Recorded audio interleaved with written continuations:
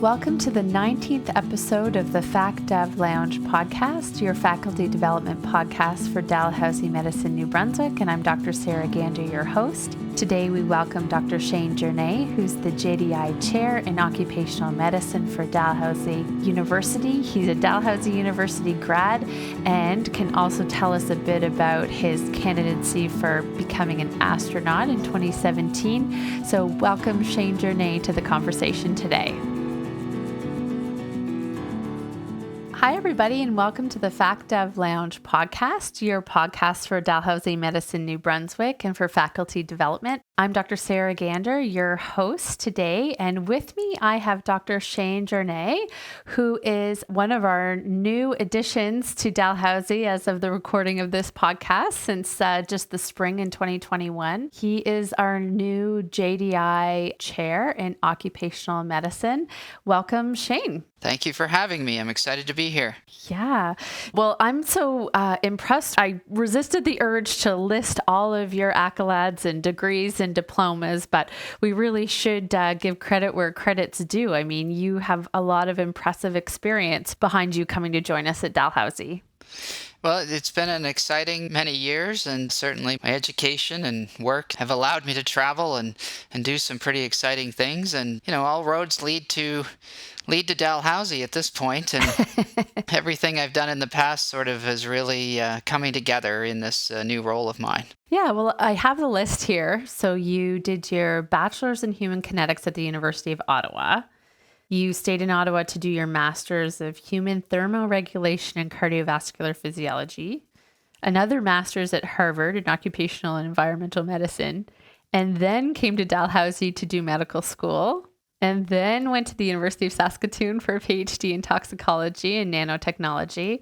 And then we must talk about this diploma in space studies for the International Space University. So you have a lot we can talk about today, but tell me your story. Start at the beginning, because you're from Nova Scotia, right? Correct. Yeah. So just a couple dates in my adventures. We're out of order there, but no big deal. Oh, was it out of order? Sorry. Yeah. And it's University of Saskatchewan. What did I say? Ottawa? No. Saskatoon. Did I say that? Oh my gosh. Yeah, I'm sorry. Okay. My bad.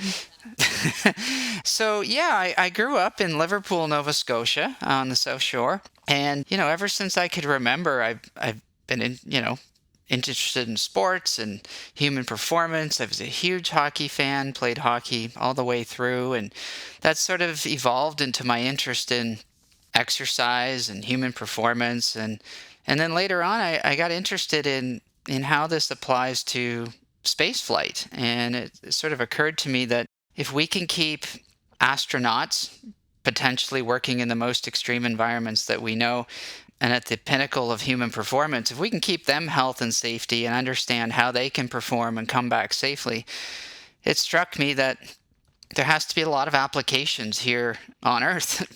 And for all those that are working every single day, whether it be construction, in the fisheries industry, finance, healthcare, etc., a lot of those things we can translate to how we perform in our working lives. And that's sort of how all of my education has sort of woven a theme through this. It really comes down to human health and performance. And whether that's, my folks in rehabilitation medicine who may be experiencing a disability, well, what can they do and how can they engage in work and live sort of productive lives? And for those who are unfortunately afflicted with a work injury or an occupational disease, how can we get them the treatment that they need and optimize their function or restore their function? It all comes together with all of the training that you've outlined. And that's sort of what led me to this road now is really just being fascinated by what people do for work and how we perform on a daily basis, whether we're elite athletes or people just working Monday to Friday. That's what's led me to this point in a nutshell. Oh my gosh. Well, it's an amazing career thus far, and it sounds like we're pretty lucky to have you here at Dalhousie. I can't help but just say out loud, are we sure that the audience really knows what occupational medicine is? I think sometimes maybe it's one of those things where people are like, oh yeah, okay, that sounds good. But did they really know? And I think you have a couple of statistics for us or a definition, probably not from Wikipedia. Let's do something a little bit more. I'm sure you could offer something that you feel is the best for us to understand it.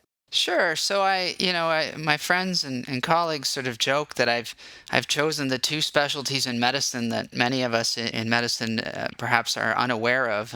So physical medicine and rehab is often a new specialty for folks, and occupational medicine is perhaps even less renowned. But essentially, we're a medical discipline that really comes at the health of workers or the impact of work on health from a number of different angles. It could be focusing on prevention, but also the clinical and administrative management of all of those people who essentially work. And this can include the recognition and treatment, management and rehabilitation of really anything that's occupationally related, whether it be injuries or disease. And it's really common.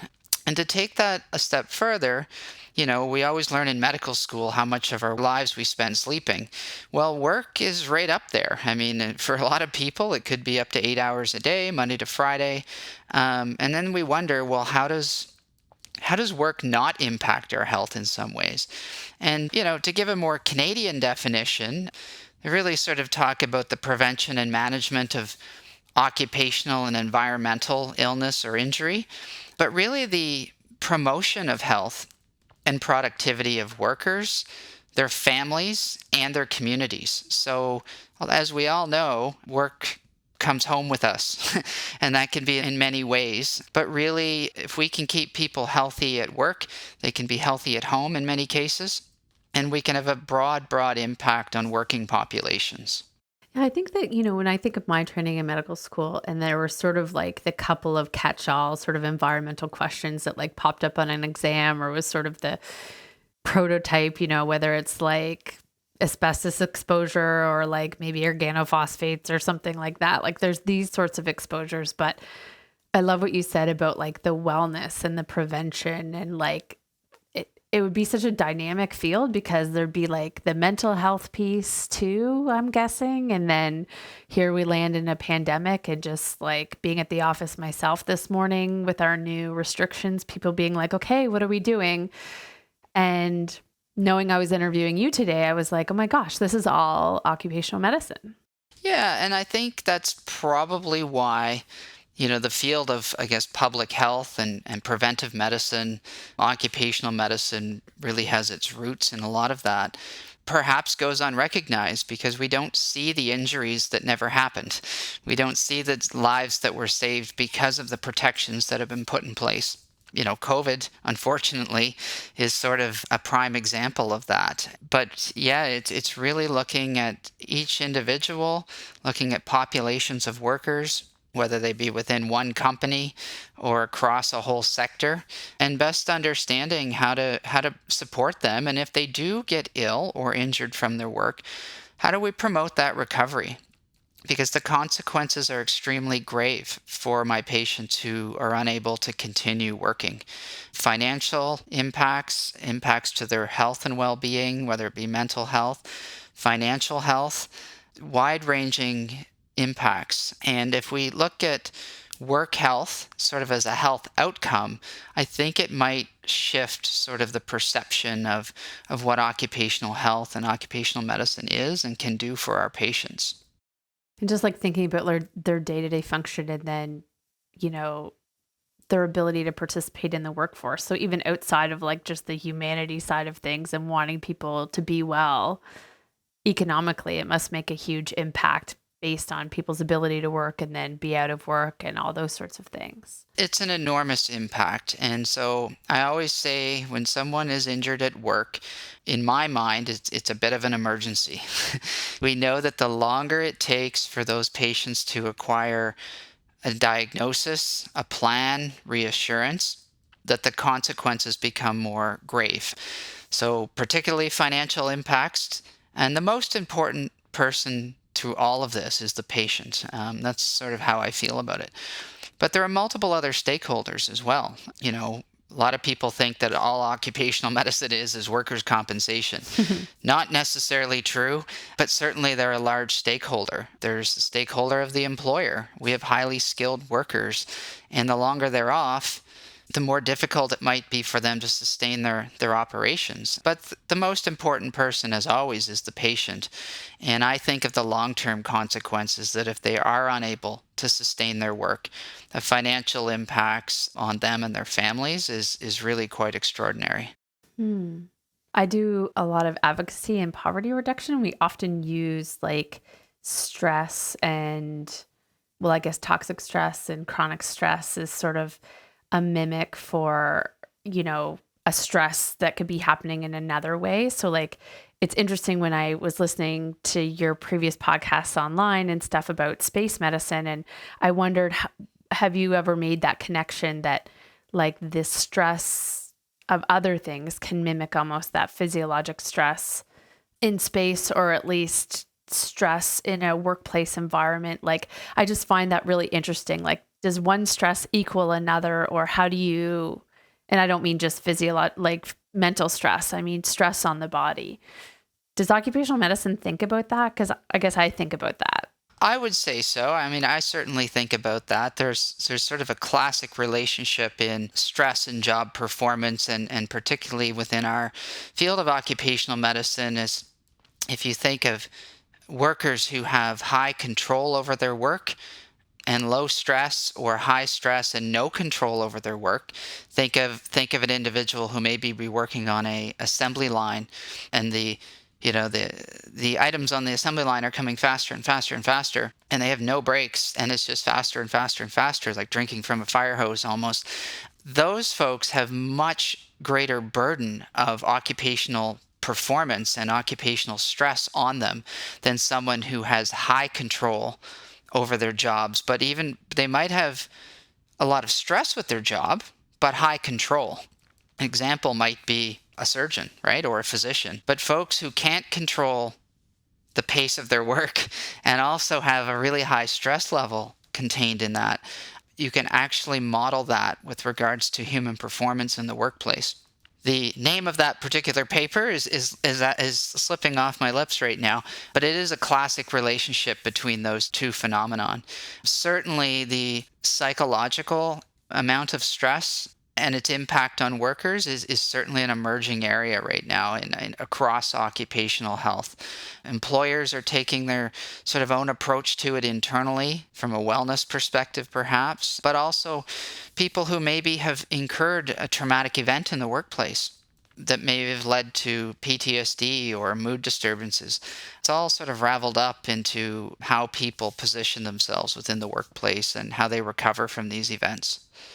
Yeah, I mean, you gave the example of physicians of having high control, but maybe that speaks to the decrease in wellness or feelings of kind of exhaustion and stuff in the physician, or I'm going to extend it to all healthcare providers and the COVID pandemic, because I think all of a sudden a lot of those control mechanisms or ability to kind of like pump the brakes were removed if, patients are just coming in and coming in. I know I feel that of our emerge colleagues, and like even the way the referrals come in or the requests, and you feel less control. And so yeah, we'll find that paper and put it in the show notes, because maybe people will appreciate that as that relationship between control goes down, your stress goes up, or that feeling of being trapped goes up, which then directly is proportional to how well we feel. Well, you make an important observation, and I've been maintaining now for a few years that for almost every occupation that I can think of, some things are perhaps more extreme, like the human performance around an astronaut and the physical demands that they might impose on themselves.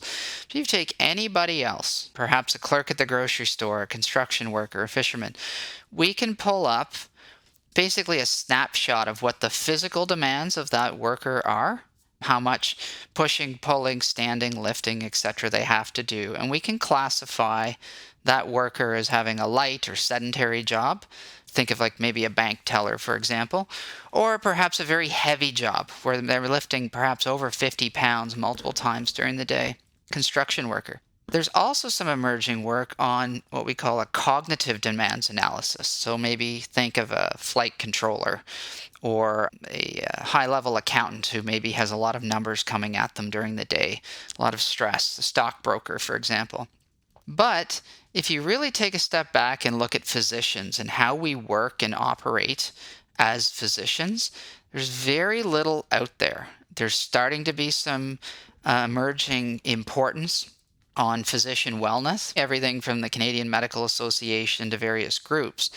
But if you actually take a step back and look at what a physician does during the day and the demands that are placed on them, absolutely there is room to work on that because we don't really understand ourselves. So I like to look at my colleagues sometimes through an occupational medicine lens. And I 100% agree with you that the burden that has been placed on healthcare workers, whether they be nurses or respiratory therapists, physicians, and everyone else that we work with on a day-to-day basis, has really imposed upon us sort of a runaway train. And unfortunately, I've had to experience this about 3 times now with each wave.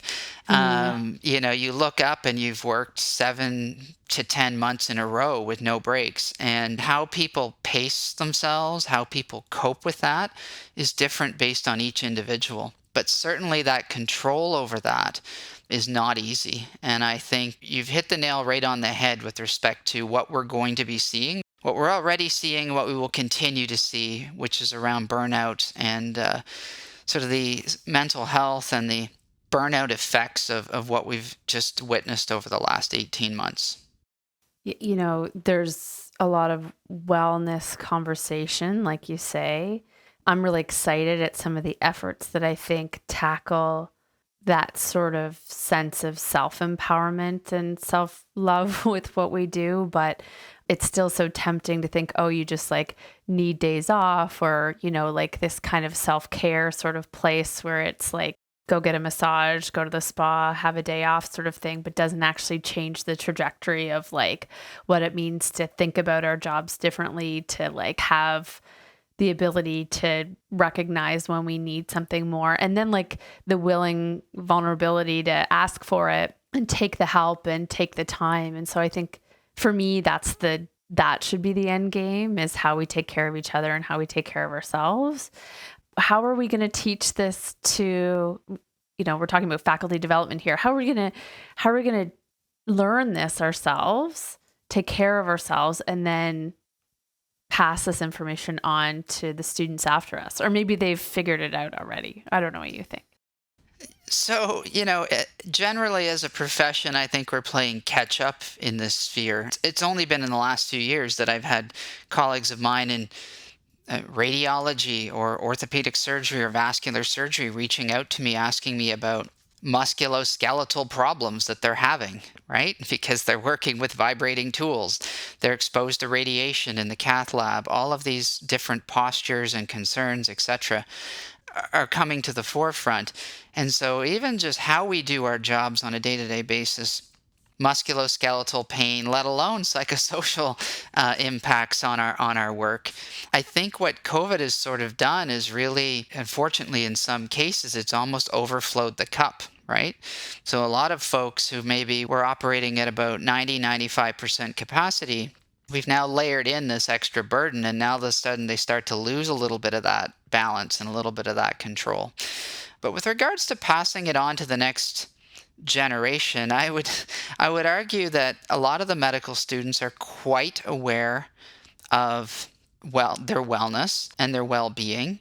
And I'm actually starting to see more medical students reach out to me asking me about their lifestyle, for example, and how they can pace themselves. I have colleagues who have said to me, I didn't realize if, when I was operating as an orthopedic surgeon and, for 15 years, just how hard it would be on my body, right? It's not as easy to get up in the middle of the night and do surgery when you're 55 or 60 than it was when you're 35, for example. And these are the questions that I'm starting to hear from medical students. Just to kind of better understand what they're signing up for. Certainly when I went to medical school, there wasn't a lot of that conversation. It was, what you loved and you know what you didn't love, and you went after it. You weren't thinking 15, 20, 30 years down the line. But certainly I think it has raised the interest in how medical students work in their chosen careers. And I certainly think that, as we are all learning this partway into our careers, some of us early in our careers, some mid-career, that we can download some of that. And certainly some medical students will gravitate towards those types of faculty and try to better understand what life might look like in medicine as they get further down the road. It's crazy to feel old enough to remember when I was a resident in Ontario, and I was part of the PARA, the resident sort of union, if you will, in Ontario when we negotiated work hour restrictions. So like at that time, you were already allowed to like go home by noon the next day, but we were part of the crew that kind of were negotiating the home by 8, particularly if you were covering the ICU. So it is fascinating to have gone through training. I mean, this was 15 years ago, Shane, but like gone through training, having never really worked post-call, because as a peds resident, you always covered the ICU, to being a working staff who then had to like relearn how to stay up all night and work the whole next day. So it's just fascinating. So like one question is around kind of work hour restrictions, which is a clear kind of question around occupational health. But then the second part of that question, which is like a shameless plug for some of my earlier podcasts, talk about students and how when they want to maintain their wellness, sometimes we judge them about their like entitledness or their like unwillingness to work or whatever, fill in the blank. I think we've all either said it or thought it, rightly or wrongly. So how do we take care of ourselves to model for them, but then also like coach them and appreciate the students about how like maybe they figured this out and we're the ones that are in the dark ages? Yeah, it's and I'm somewhat aware of sort of the two schools of thought, sort of the intergenerational differences, if you will, and it depends on what you train in as well. So, I've met various faculty that are very senior who would say, sure, we worked longer hours when I was a resident, but we also didn't have people coming into the emerge on 25 medications.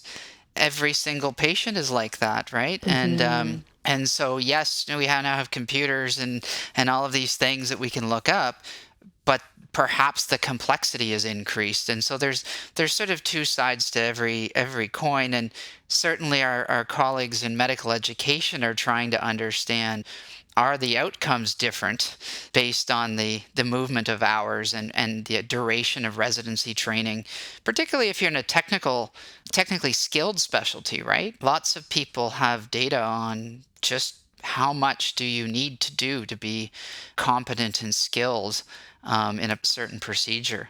But, I've always thought about this, and this is a mantra that I've always carried for any worker. It doesn't matter who they are, what they do. We can either make the worker stronger or more prepared, or assist them in doing that. I don't want to sound paternalistic. Or we can make the job easier. And so if we were to look at that medicine through that lens, it's kind of hard to make the work easier because as physicians, we see what's in front of us. That's our duty. That's what we do. No matter how many patients, how few, how complicated, how easy, we see what's in front of us. However, I believe there is a role to play, whether it's our medical students, our residents, or even our colleagues in looking at this as we are medical professionals or we're training to do so. Can we better prepare ourselves around going in for a call shift? Knowing that we have a long day, hydrating, exercising, training, getting in that mental space to go in for an intensive shift.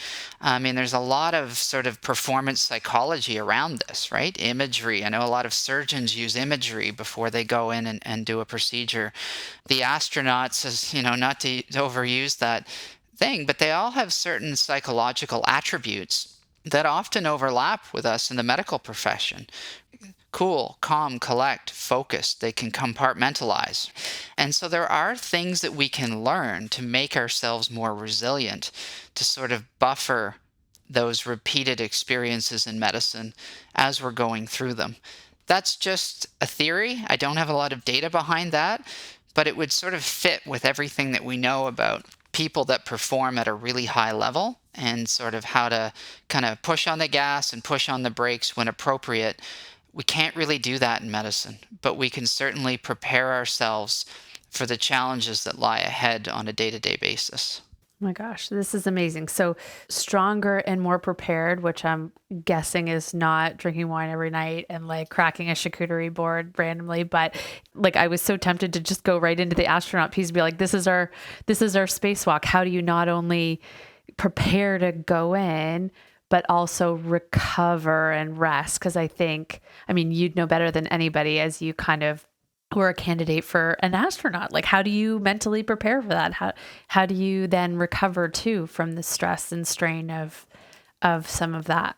Well, I think some people certainly have a different buffer system, if you will, or psychological attributes that come from experience, essentially being in situations that are perhaps high stress, high pressure, high focus. I guess the jury's still out as how much we can train that. But I think back to a conversation we had a talk one time on this whole concept of psychological first aid. It's not meant to be treatment, if you will. It's sort of to revisit highly traumatic situations and sort of download them a little bit so that people can digest it. They don't sort of just run home and then end up quite stressed or afflicted by what they've just seen. And, one of the questions I had for them was, well, perhaps we could administer this up front. So what if we could actually process potentially traumatic events before they happen? So the example I would give would be to our colleagues who are paramedics. They're often very young, straight out of school, and first night on the job, they see some absolutely horrific things. Very similar to our medical students. Perhaps have never seen a trauma, have never seen a cadaver before. Perhaps there's ways we can prepare people in advance to become resilient before these things happen. Now, this would take some research and some time, but there's certainly some of this work going on now. Other people have their own strategies for focus and unwinding after a highly stressful week or a month or even event. And I think those are all things we could potentially incorporate, whether it's medical education or in our residency years. I'm just not 100% clear how much this has been rolled out across training programs in Canada and the United States and other places. So, but certainly an interesting thought, one to consider. Well, I'm sure, we've been talking a lot about medicine, and I know you think a lot about sort of business too. And here you are, the JDI chair of occupational medicine. So obviously business has a high stakes investment in keeping their employees well and in the workforce and whatnot. But then I think about some of these business buildings that like have kind of figured some of it out, right? They've got these beautiful fitness facilities in the workplace. They've got like nurse practitioners or primary care, available. They've got, food in their cafeterias and stuff like this that are just sort of, how come we're not doing that for doctors? I wonder. Like they've figured it out. I mean, sometimes you don't need research when you're in business. You just need the bottom line. So they know if they keep their employees more well, I'm sure that profit margin is better. I do often wonder if perhaps there's the perception that medical trainees, physicians, colleagues sort of know better. Like they already know that, yes, I'm supposed to exercise. Yes, I'm supposed to do this and this and this. And we're all fit and we're all running 5 days a week. But Oh God, I would are argue we? that's exactly, I don't know. I don't know if that's exactly true. And I think that's more of an opportunity to embed that within the training program. Now, I can only speak to some residency programs, but you'll see in their academic half days now that they do have kind of half days aligned for wellness, and that takes many different shapes and forms. But to your point regarding employers, is there something that is perhaps medicine specific that we could agree upon as a profession that would best assist people. So, in other words, if one of your skills is to take an appropriate history and physical, perhaps one of your other skills could be perhaps an appropriate introspection and sort of a 360 on where you're at with your health and well-being at different checkpoints throughout your training and your work. I think that's a very interesting concept. Now, large companies, it's interesting that you mention that because, through my work in the US and my training, I've encountered a lot of sort of global medical directors for companies that may have, I'm talking about the Shells, the IBMs of the world, might have 125,000 up to 300, 400,000 workers worldwide. And they have to try to keep them as a population healthy and well and resilient. And so they've also all taken slightly different approaches. Some take the look, we have a fitness center and a pool and healthy food in our cafeteria, fill your boots approach, and others have become a little more sort of hands-on. So electronic modules on resilience for their workers who may be stationed in East Africa, culturally appropriate health and well-being, because for someone from New York City, their idea of health and well-being and resilience might be very different for someone from the Middle East or from South Africa. So there's all this stuff that's coming down the pipeline and different approaches. And then some places too will give people more of a hands-off approach to say, here's your pot of wellness benefits or wellness money. Now use that as you see fit because you know how best to take care of yourself. So it's really differs between the cultures of different workplaces, but certainly large organizations that are trying to keep their rates of mental well-being, productivity, musculoskeletal or cardiovascular well-being in check really get out in front of this and are really leading the way across North America. So I've seen the full range, and certainly in the field of occupational medicine, they're trying to study this in terms of sort of financial outcomes too. So there's a big sort of, I don't want to say it's controversial, but I guess well-studied area of medicine that folks who have sound occupational environmental medicine programs or health and well-being programs actually have higher stock prices and that kind of thing. So there, it really is, again, the three stakeholder model: the worker, the employer, and the other stakeholders, which may be, society or workers' compensation in general. There's really benefits to everybody. I think there's like an interpersonal piece too. Like some of my research around, again, like families living in poverty, is that when they tell us what they need, it's usually about like check-ins. We want to hear from people often. We want to visit often.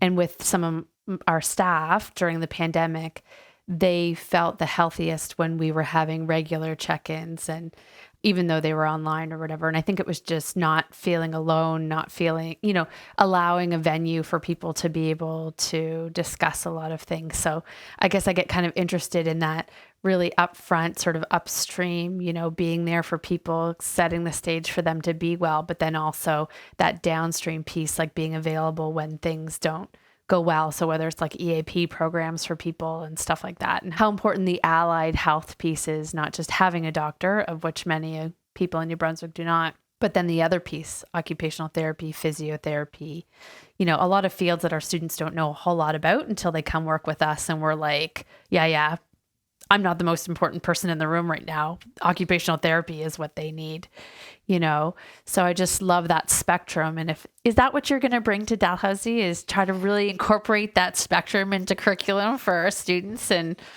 we'll learn too, no doubt, because we didn't get that. I certainly hope so. With regards to what I would like to perhaps bring to Dalhousie, I don't think we have enough time for all of this, but if we look at major common diagnoses, I would almost like to walk away with this as a resource to the students, to the residents, to my colleagues across the Faculty of Medicine and beyond in the Maritimes. That can serve as a resource to either their own perhaps professional functioning, or for any of their patients. Even just reaching out, starting those conversations where the resources are to best support the occupational medicine needs of all of their patients. And people are still wondering, okay, what are the occupational medicine needs? There's just two sort of broad strokes that I think of this in that are right on the desk of everyone that's listening today. One would be there was a study that came out, I think, 2005 in the American Journal of Public Health. So, occupational medicine is a public health priority. Why is that? Well, they went through this data set over 2 or 3 years, and of all of the medically indicated treatment for injuries, 30% of those injuries in the United States were work related. 30% of tens of thousands of all medically reported injuries in the United States were work related. That is a spectacular number. And within that, 40% of the injuries were work related in men, and most of them were between 54 and 64. So that brings to a whole other concept that we haven't talked about today is the aging worker and how they're developing chronic disease and how do we sustain them. But that's a spectacular number. If you think of all injuries, and most of these would be musculoskeletal strains, sprains, fractures, etc., and perhaps concussions, which we've all had in our offices, are probably work related at some level, which is pretty amazing. The second thing would be respiratory disease. So, incredible meta analysis that was done just a couple years ago. 16% of all adult asthma is work related. Another 14% of all adults, well, particularly adult COPD as opposed to the pediatric COPD, adult COPD is work related. That's an enormous amount, right? And so if we get into skin conditions or other things, we haven't even started to talk about mental health in the workplace. This is really where I would like people's spidey sense, if you will, to kind of think, what is the impact on the job as a result of what's in front of me clinically, one of my colleagues in family medicine or orthopedics or internal medicine? And secondly, do we ask about work? So what does this person do for work? Years ago, the vital sign of physical activity came out. But one of the godfathers, if you will, of occupational medicine is a guy named Ramazzini from the 1700s. And he used to observe and establish relationships between work and our health 300 years ago. And I really think we should be doing, I guess, a more fulsome job of what we do for work with each of our patients, because it'll really help us best support these patients if we don't put their jobs up at the front of what they're trying to do. So that would just be something else that I would like to maybe do, is kind of raise awareness of, one, just how common an impact of work on health is and health on work, but also really, how can we best support these workers if we know what they do for their jobs and what they're capable of doing? It's really quite impressive when you ask a patient what they do. It's amazing, some of the jobs that I've heard about over the years. Yeah. It reminds me of kind of the tasks I've had curriculum-wise to try to improve the social history. So particularly with peds, the social history has been distilled over time to, do you have a drug plan and who lives in your home and do you have any animals kind of thing that live with you too? But really trying to expand that out to more open-ended questions, which I won't get into now. But for occupational health, I all of a sudden see it going from what do you do for work and kind of scribing that down to, what is your job? What do you do for work? And what does that mean? And even asking the patient then maybe like, how do you think the job you do every day impacts your health for better or for worse? Yeah, I think that's reasonable. I mean, most of my patients, and I would say the vast majority, are quite proud to tell their physician what they do for work.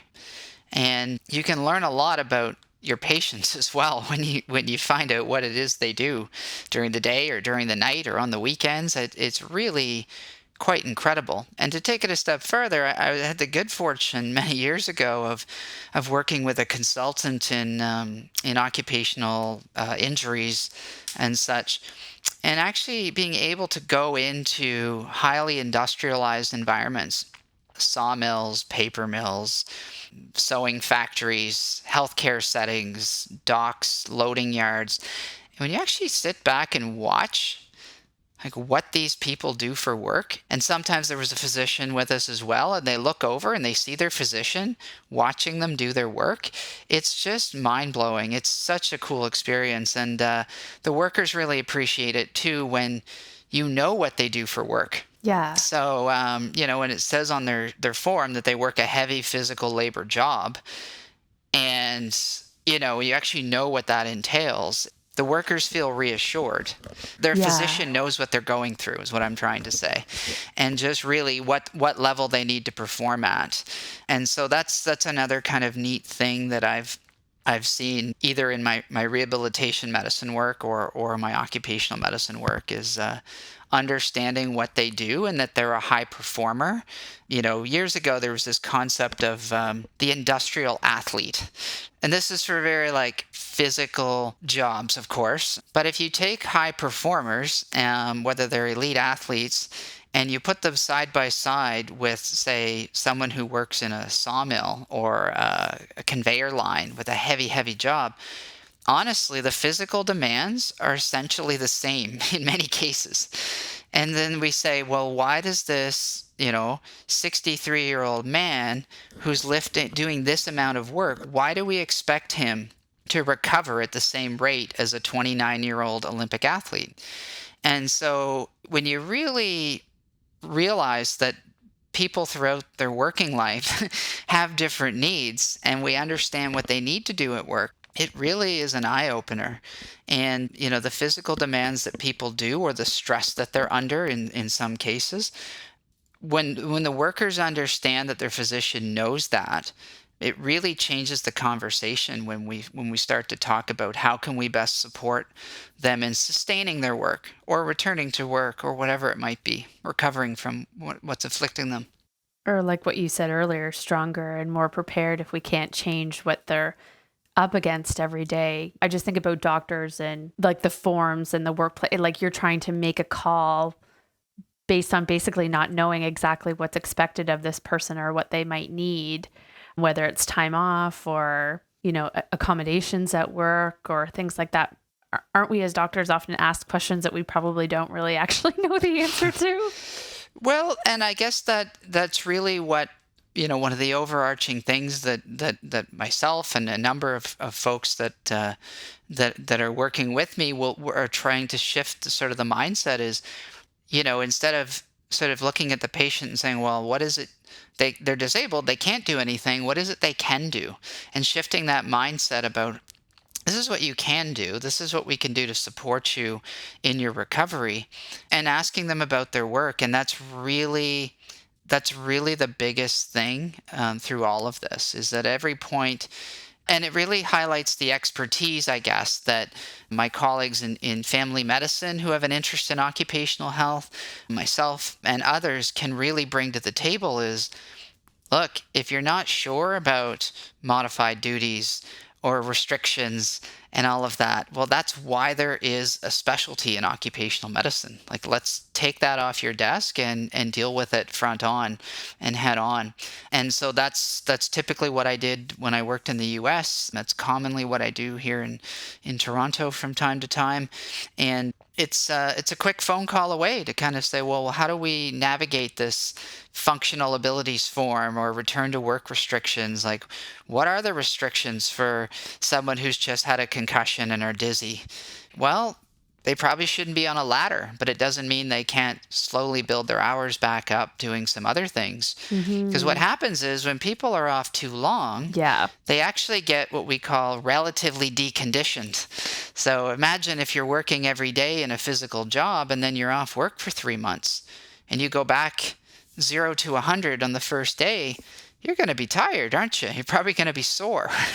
And so this is where I'm interested in sort of the occupational rehabilitation aspect of things, which I quite enjoy. And again, like there's a lot of people living with perhaps chronic disability, stroke, perhaps multiple sclerosis, which has maybe intermittent disability from time to time, that maybe still want to remain employed and they want to do things outside of their home and earn a living. Give you an example. I had a gentleman years ago. I think he worked as a custodian and just had terrible peripheral vascular disease, ended up leading to limb loss or limb amputation. And, one of his first questions to me was like, when can I go back to work? And that was sort of like a light bulb moment for one of my research projects that I actually studied patients with lower extremity amputation and what their work outcomes were. But and so that's when we had the conversation. Like, look, your school or your wherever you work really loves you, but maybe going back on ladders again, maybe that's out of the question. But the other 90% of the things you enjoy, I'm confident you can continue to do. And so that was so reassuring to that patient, and also exciting for me because that's where my two worlds collided, right? Rehab medicine and occupational medicine. And there's a ton of overlap there, which is something I'm hoping to sort of bridge the gap on as well. So. Yeah, I had the thought when you were talking about returning to work too, about when you're deconditioned. I imagine that makes you more prone to injury and all the rest. And then I think about the families that I serve, that people have left work and they don't go back because even psychologically they can't be ready to go back. And by that point, like, you get into this loop of, then they're on EI, then they're on assistance, then some of their coverage stuff changes and all this kind of stuff. There's all the pieces that go to it. So I think that's really interesting for our community here in New Brunswick that has, high poverty rates, high unemployment rates, but an amazing community of folks that are largely proud and want to, be working and stuff like that. It's so exciting to have you coming to Dalhousie and being part of our medical community. So a big welcome from us to you. And we look forward as faculty of getting to know you better. And I'm excited to put some of these papers in the show notes so people can be able to access some of those. And I'll leave any parting words from you, Shane. Like, what's your parting words with us today on this podcast? Yeah, so we've covered a lot of ground, and I'm sure a lot of people are probably wondering where I'm going to start with everything that I'm excited about. In a nutshell, as you can see, I've got quite a passion for human health and performance, how people's work impacts their health and their health impacts their work. My experiences to date have really allowed me to build up a research skill set on a number of different angles, as well as a clinical expertise. And I'm hoping if there's one thing that people take away from this is that some of these problems that we've talked about today, I'm hoping to address some of them. And first and foremost, I hope to serve as a resource to my colleagues across the Maritimes and in New Brunswick, whether they're working in or outside of the profession of medicine, to sort of move this forward a little bit and grow this concept of occupational medicine and rehabilitation a bit more. So I'm excited to get started, and just know that I'm interested and passionate and approachable. So if anybody wants to reach out to me, don't hesitate. And you have some family connection here to the St. John area, do you not? Correct. Yes, my parents are in St. John, Quispamsis now, and as you mentioned before, I grew up in Liverpool, Nova Scotia, a Dalhousie medical school graduate, and a lot of my classmates and colleagues are sort of scattered about the Maritimes as well. So I'm excited to see more of them. Well, thank you very much for your time today. And maybe we'll look forward to at least one of the first faculty development sessions in person to be what you do to stay well and maintain your health and wellness, given that that's been a priority for you in your life, I imagine. And so thanks again for your time today. And it was absolutely wonderful to chat with you and to meet you today. So thanks for coming to the podcast. Thank you, Sarah. We'll talk again soon. Yes, absolutely. Take care. Thank you for listening to the Fac Dev Lounge podcast. Please leave us a review on iTunes, YouTube, or SoundCloud, and even a comment on some ideas for future podcasts. Thank you very much and have a great day.